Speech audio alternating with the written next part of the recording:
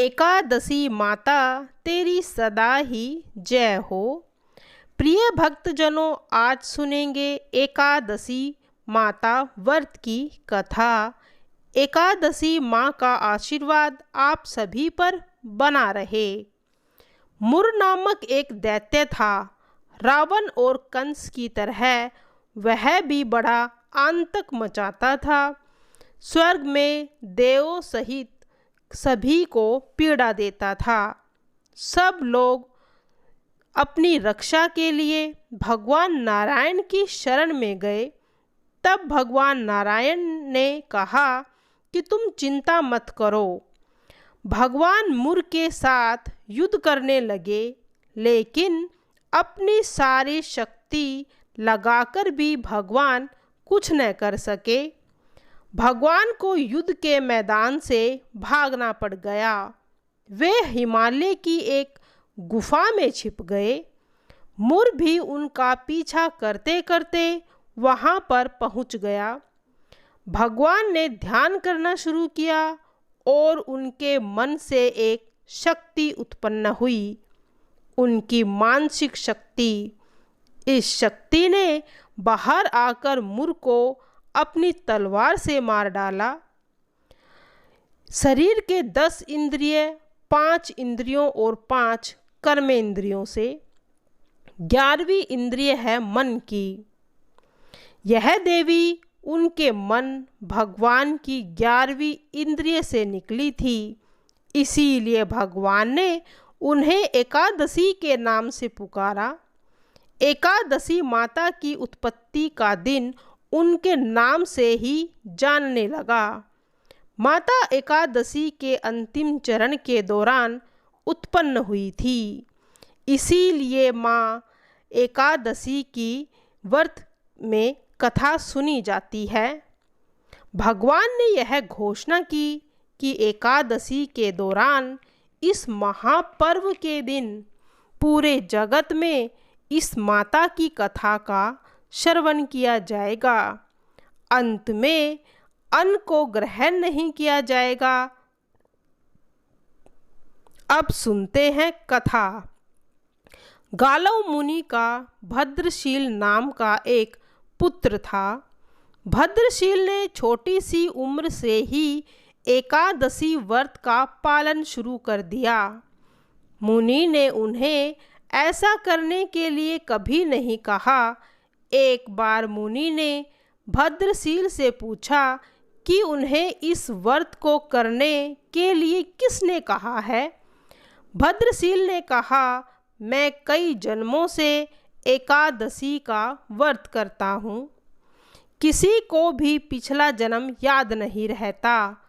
जब तक आप माँ के गर्भ में होंगे तब तक आपको पिछले जन्मों की याद रहेगी, लेकिन जन्म से ठीक पहले यह स्मृति मिट जाती है। लेकिन भद्रशील को अपने पिछले जन्म की याद उस समय भी थी। यह एकादशी व्रत की शक्ति थी जिसका वे पालन करते थे। वे एक पूर्व जन्म में धर्मकीर्ति नामक राजा थे।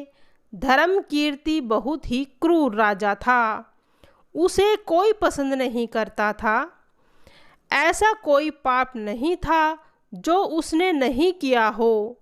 एक बार वह शिकार खेलने के लिए सैनिकों के साथ घर से निकल गया। उसने एक हिरण को देखा और अपने सैनिकों को उस हिरण को चारों ओर से घेरने के लिए कहा। राजा ने कहा, जो भी हिरण को भगा देगा उसका पूरा परिवार मारा डाला जाएगा। हिरण ने यह सुना और सोचा, बेचारे सैनिक, मैं उनसे ही किसी को भी कुछ नहीं होने दूंगा। हिरण राजा के पास निकल भागा। राजा ने हिरण का पीछा किया। सूर्य अस्त होते राजा एक घने जंगल के अंदर फंस गए। हिरण नहीं दिखाई दे रहा था। राजा ने एक पेड़ के नीचे रात बिताई। उसने दिन भर कुछ नहीं खाया। उसने चारों ओर खतरनाक जानवरों की घुर्राने की आवाज़ सुनाई दे रही थी। वह सो नहीं पाया। राजा ने डर से श्री हरि परमात्मा की प्रार्थना करना शुरू कर दिया। फिर सुबह होते ही उसकी मृत्यु हो गई। यमदूत आए और उसे यमराज के पास ले गए। यमराज ने पूछा, तुम लोग इन्हें यहाँ क्यों लाए हो? इनका स्थान बैकुंठ भगवान विष्णु के बगल में है। लेकिन राजा, यह तो महापापी है। वह सब चला गया। वे अब पवित्र हैं। जिस दिन उनकी मृत्यु हुई थी वह दिन एकादशी का था। उन्होंने दिन भर तो उपवास किया, रात में जागते हुए श्री हरि का स्मरण किया। उनके सारे पाप दूर हो गए और वे पवित्र हो गए।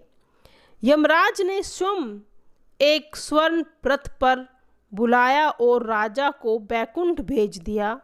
जब लोगों को इस बारे में पृथ्वी पर पता चला तो वे सभी एकादशी माता का व्रत करने लगे, एकादशी का पालन करने लगे। प्रिय भक्तजनों, अब सुनेंगे एकादशी माता की आरती। ओम जय एकादशी, जय एकादशी, जय एकादशी माता। विष्णु पूजा व्रत को धारण कर शक्ति मुक्ति पाता। ओम जय एकादशी माता। तेरे नाम गिनाऊं देवी, भक्ति प्रदान करनी। गण गौरव की देनी माता, शास्त्रों में वर्णी। ओम एकादशी माता। मार्गशीर्ष के कृष्ण पक्ष की उत्पन्ना, विश्वतारिणी जन्मी।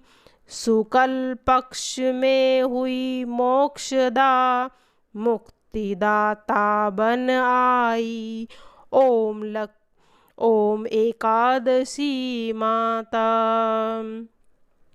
पौष के कृष्ण पक्ष की सफला नामक है। शुक्ल पक्ष में होय पुत्रदा, आनंद अधिक रहे। ओम एकादशी माता। नाम सटतिला माघ मास में, कृष्ण पक्ष में आवे। शुक्ल पक्ष में जया कहावे, विजय सदा पावे। ओम जय एकादशी माता। विजया फाल्गुन कृष्ण पक्ष में, शुक्ला आमल की। पाप मोचने कृष्ण पक्ष में, चैत्र महाबली की। ओम जय लक्ष्मी माता।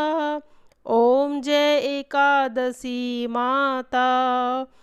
चैत्र शुक्ल में नाम कामदा, धन देने वाली। नाम वरूथनी कृष्ण पक्ष में, बैसाख माह वाली। ओम एकादशी माता। जय एकादशी माता। शुक्ल पक्ष में हो मोहिनी, अपरा ज्येष्ठ कृष्ण पक्ष में। नाम निर्जला शुभ सुख करणी, शुक्ल पक्ष रखी। ओम जय एकादशी माता। ओम जय एकादशी माता। योगिनी नाम आषाढ़ में जानो, कृष्ण पक्ष करनी। देव शयनी नाम कहावो, शुक्ल पक्ष धरणी। योगी नाम आषाढ़ में जानो, कृष्ण पक्ष करनी। देवशयनी नाम कहायो शुक्ल पक्ष धरणी। ओम जय एकादशी माता, जय एकादशी माता, जय एकादशी माता, तेरी सदा ही जय हो।